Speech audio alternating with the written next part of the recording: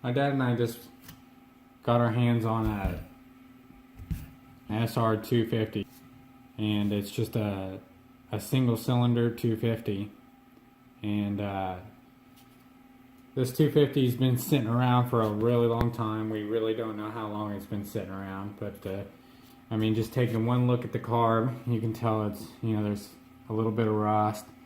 I'm gonna take it apart, clean it, and see if we can get it operational again. Everything seems to be free and loose. The throttle seems to be free. The slide is now free, and this is how you want it. If you want to look at a carburetor and see if the diaphragm that is inside this CV carb is sealed properly, or even, you know, if it has cracks in it, what you want to do is push that up, let it fall down. If it falls down slowly and you can hear some suction in there, then it's sealed properly. But if it clunks up and down, then most likely you either got a seal problem up here, or it's a bad diaphragm. But anyway, this is a CV carb they put on this SR250 to Mikuni. But CV means constant velocity, and basically what that means is it's this whole diaphragm system in here, this rubber diaphragm that it works off of the vacuum pressure of the engine as it's pulling air through. It lifts this slide up and down, allows more air and fuel into the motor. And the biggest difference between a CV carb and a slide that is operated by the throttle cable, because the throttle cable actually comes down here and hooks to this butterfly valve right here. So it's not hooked to this anymore. This is all vacuum fed. And so instead of the on the old school Mikuni carbs where you have a cable that goes in through the top and it operates this slide, on these CV carbs, the biggest difference I see is just throttle response. The throttle response is a little bit smoother. It takes a little bit more time to react, but overall it's just a smoother operation and delivery of fuel and air. So take this apart, clean it, and see what we get our hands on. I printed off a diagram of the carburetor so I don't get lost.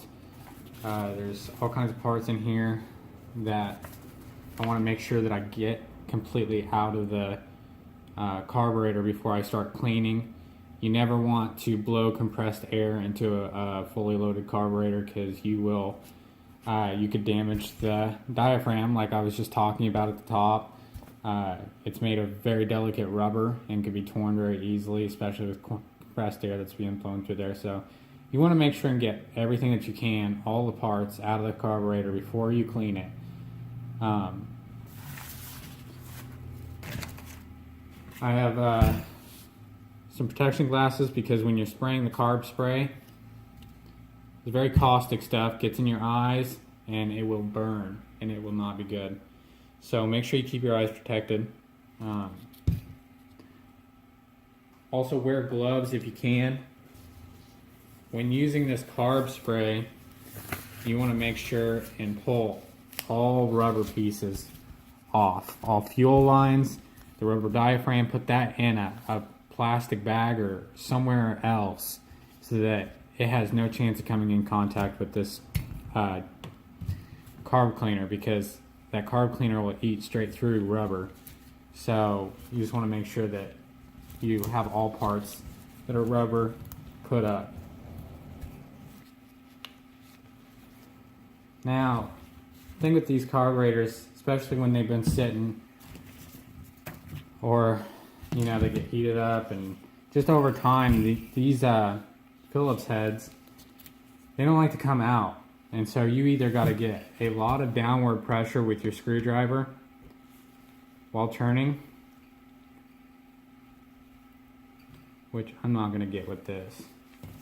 So I also have an impact that'll probably blast these things loose. a lot easier. But if you don't have that, a T-handled Phillips head will also work a lot better than this. But like I said, it just comes down to downward pressure. Take these 4. Okay, here's your float bowl. You take the 4 bolts off, Phillips head bolts.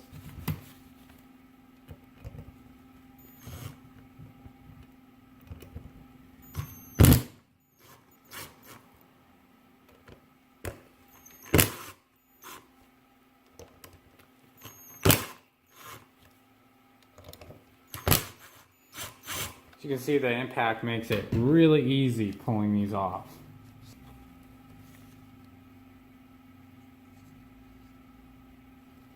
You see in there, it's bad news in there. All kinds of rust, it looks rough. You might even have to get some rust remover to get that cleaned up, but it doesn't look good at all.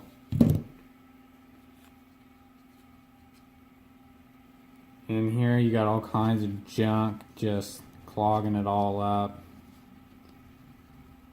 Have to take all these parts out and clean them as best we can.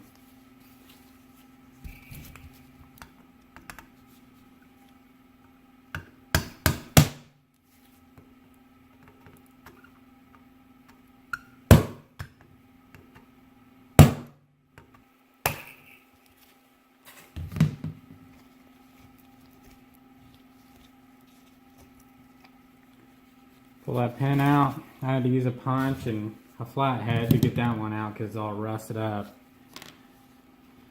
You can pull the float out.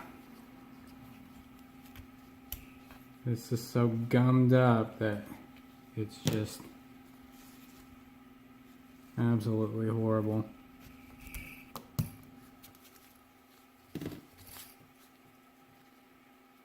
There's the float needle. It's all gummed up. I'm gonna have to be cleaned off. Main jet has a flathead. I'm gonna have to use the impact because it's frozen in there.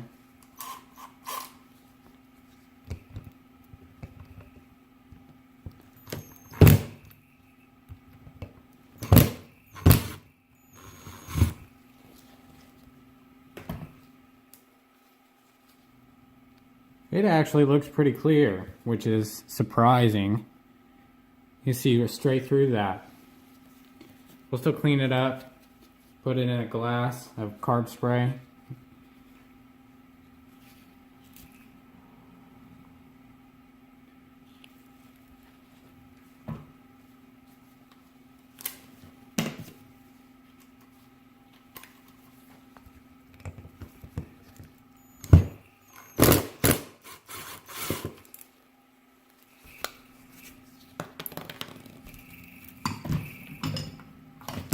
Retainer.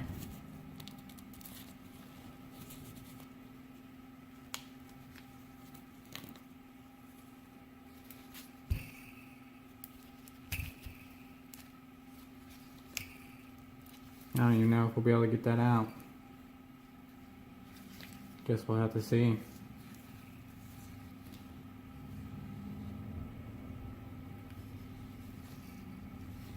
And that's it all cleaned out. Can't think of any other parts that need to come out. Guess we'll see if I find something later. Go ahead and remove the slide and the diaphragm.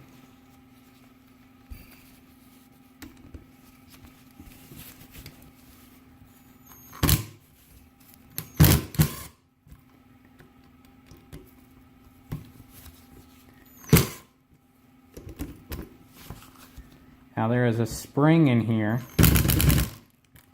Ooh, that's not good.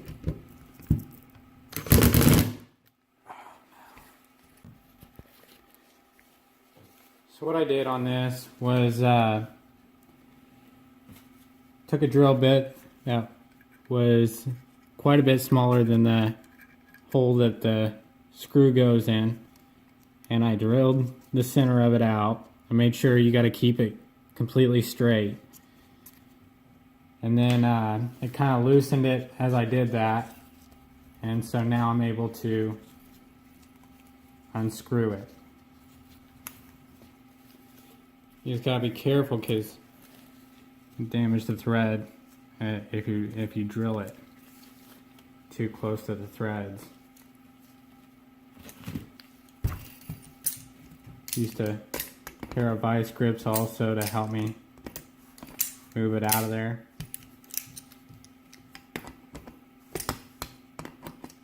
We use a pair of pliers. My pair of pliers went missing. Like I said, keep your thumb on the top of this because it is spring loaded.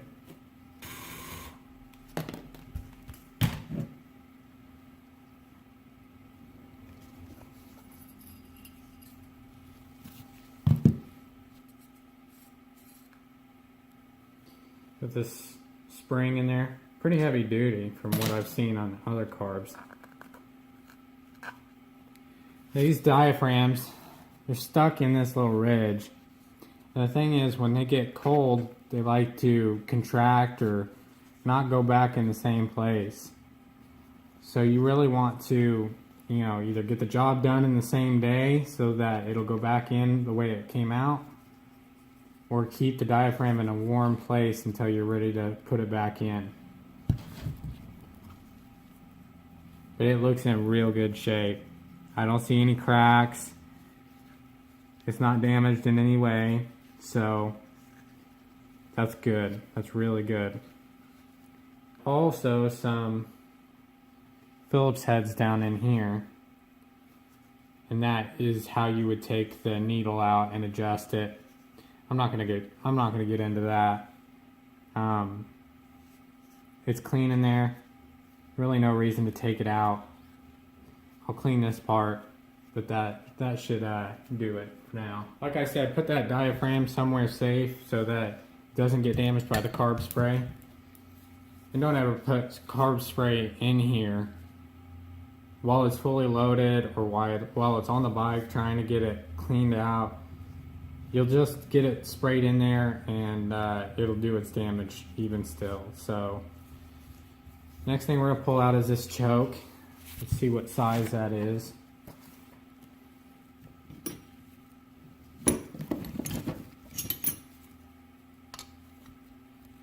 It's to be about 14 millimeters. You'll just, there you go, it's loose. And there it comes out. It's really not too bad compared to the rest of the carburetor, but definitely it needs to be cleaned. We'll put that aside.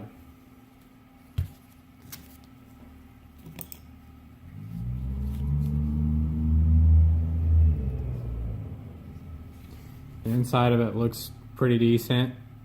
Like I said, in comparison to this, it looks brand new. So, and inside the carburetor doesn't look too bad.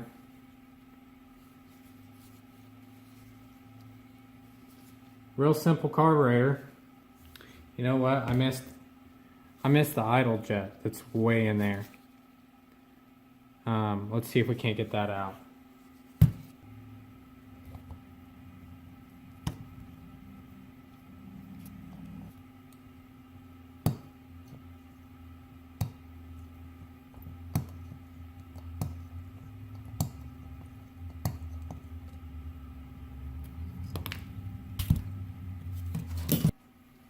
Grab a clear glass that you don't care for. It's not a big deal.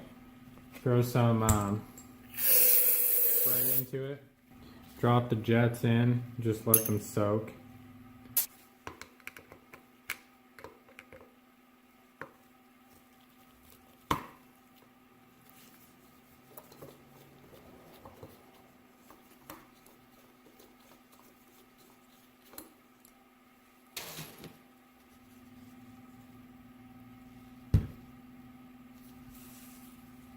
This is an air jet.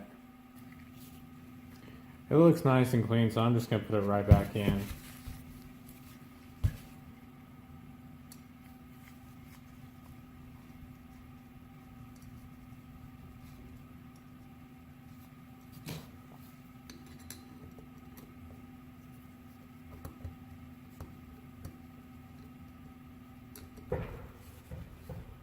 I thought there was no idle screw, but I guess there is. Right in through the top of here. Get that taken out. On this, you want to be careful because it's set to a certain setting. Usually you seat it and then you back it out a number of turns that is in a spec sheet. So what you want to do is you want to count the number of turns in. You want to fully seat it and count, and then count how many turns it takes to get it in all the way seated, and then record that number so you don't forget, because that's most likely going to be the factory setting.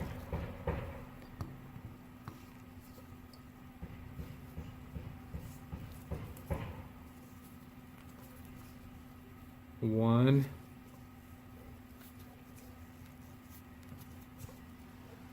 two,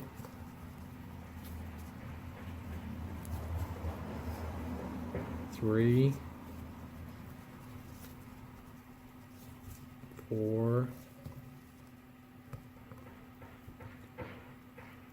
turns. Seems like quite a bit out, but once we get back on the bike, we will we'll see about that. See if that's too rich for the idle or not.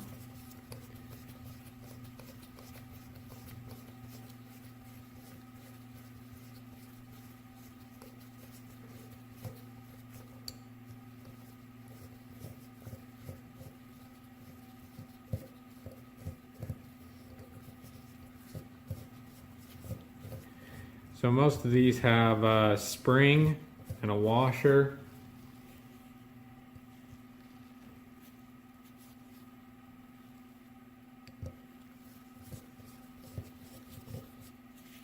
And then the idle screw should come out.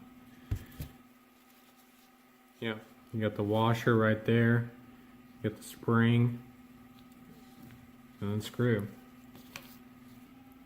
Let's start blasting it with carb cleaner and some compressed air. I have this basketball nozzle. It works good for getting into those tight spots. First time using it, like in this application, so we'll see how that works. Get a straw on the carb spray and just spray it in these holes. And just make sure that it comes out the other end if you can.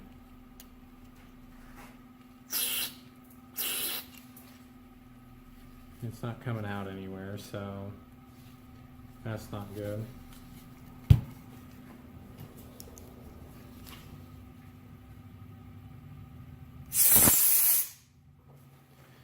All over my video. That's all the crap that was in there. Goes in here, comes out here. Fuel goes in here, and then the float allows the fuel to go into the float bowl. So that works. All kinds of junk in there.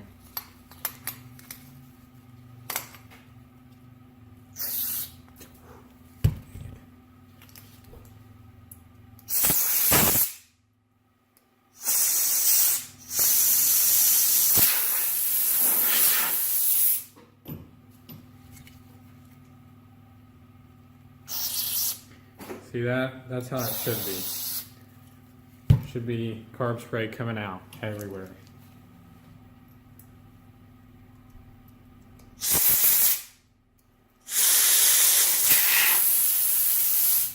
You could even spray it in the other end if you'd like.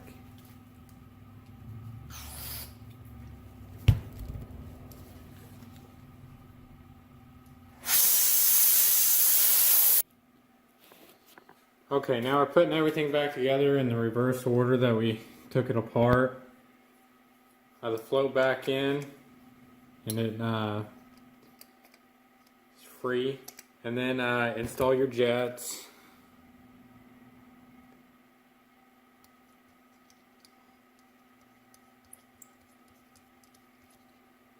Just get them snug. You don't gotta crank them down. You don't put any torque on them.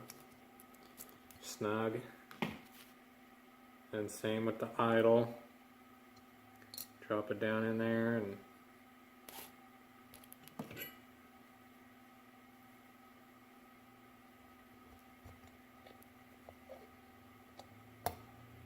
snug it up.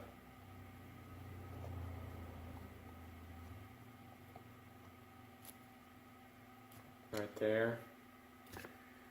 Now that we're done with the carb spray, it's safe to bring the rubber diaphragm back out and just install it back into its place.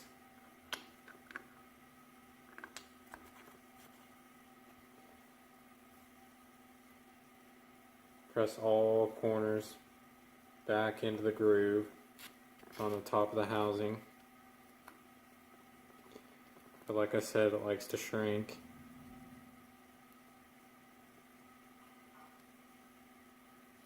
Here's the little notch that this groove sits down in. Put the spring back in. Put the lid on. See, it goes in that little notch.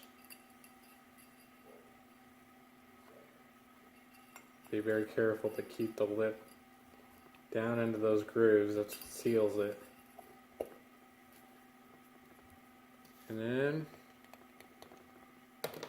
you're ready to go.